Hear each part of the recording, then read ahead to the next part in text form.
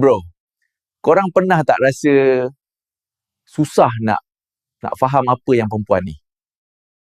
Bro, have you ever felt it was hard to understand what a woman really is, kan? Kejap dia manis, kejap dia hilang.